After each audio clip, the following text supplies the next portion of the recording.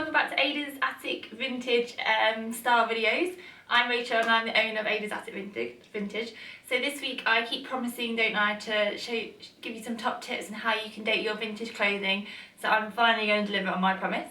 So a few things to look out for are the styles of the clothing, because obviously each decade has a sort of a style that it's famous for. So the 20s is obviously the drop waist flapper dresses, the 50s is like the new look Dior oversized silhouettes, which was a big trend after all the rationing in fabrics from like the 40s from the First World War, and then the 80s with all the tacky metallic big shoulder pads, power dressing, in your face and bad perms. So there are a few things that you can look out for. There's lots and lots of information online about the different silhouettes, and I'll link below to a really good video which will show you from 2010 I believe up to 2009, sorry 1910 to 2009, a quick 2-minute video for all the different sort of famous silhouettes for each decade. So I'm not going to go into too much detail with you now about it. But a few things that I look for when I'm dating vintage clothing is the fabric. So obviously fabrics have progressed as technology's got better and better, and also placement of fastenings. So zips weren't very common, not like they are today, in all pieces of clothing, and actually zips were mainly only used in the 30s and 40s in menswear. So and they would always be metal. They're very heavy and bulky, so they weren't really put in the delicate, flimsy feminine fabrics that you'd see on dresses. And when they were first introduced, they were usually put in the side for women's wear, just because of like how they would sew things and the way that they would cut the patterns, so they would always be put in the side. It only started to change in the 50s when actually the fashion for zips got moved to the back.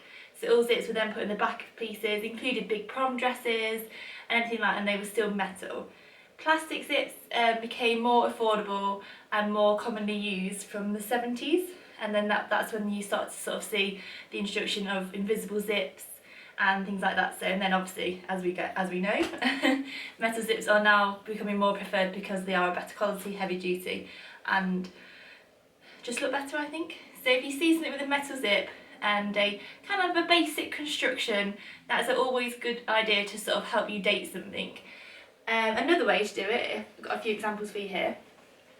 If you've got designer pieces of clothing, like this is a Liberty's little shirt dress jacket. So you can see here a lot of women's clothing had buttons on it, mainly for the fastenings, and it's quite a basic construction again. The threads are very thick, so they're usually cotton threads, which again is now it's a cotton polyester mix, which you would never have got before the 80s. That's the 80s introduction. Again, so it's quite a basic construction, but if it is a designer piece, the best thing to do is if you actually look at the label itself. So one of the things I absolutely love about vintage clothing are the labels. They're so pretty, and they're a piece of art in themselves, I think. Really decorative, usually hand embroidered, lots of colour, so that is always a good thing. And obviously if it's made in England, as we all know, it's a dying trade, isn't it, unfortunately. So this is from Liberty's. So there's a very good website called vintagefashionguild.org, I'll link below so you can see, and they have a long list of all like big brands, so Burberry, anything like that, anything that's been around for a very long time, of all their labels. So you'll be able to go on there, look for your label, and they'll be able to give you the decade from it that's from, so that's very handy. And again, they can research fabrics on there first. Not that you should buy real fur though, should you, people? So that's one of the websites I use a lot, actually. So this is a little French designer bubble hem dress. Again, nice little cute oversized silhouette. And I would personally go on that website, see what they say about the label, and if there's nothing on there, just do a bit of research, contact other designers. I'm always happy to help someone if they needed to help with sort of dating a piece. So there's a wealth of information, isn't there, out there, but it's definitely look at the fabric, look at the construction, if they've used zips, if it's a metal zip, where it's made. If it's made in England, it's usually very old and good quality, as we all know. And then go on the Vintage Fashion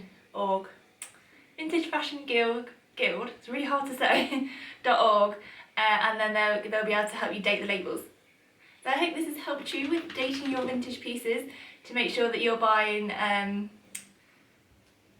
real vintage pieces and not reproduction, because no one likes reproduction vintage, do they? It's horrible. So I hope you join me next Monday, and thank you so much for joining me now. If you like what you've seen, please hit subscribe, and I'll be doing more videos every week. And if you've got any suggestions of what you'd like to see, please leave me a comment below. Thanks so much, bye!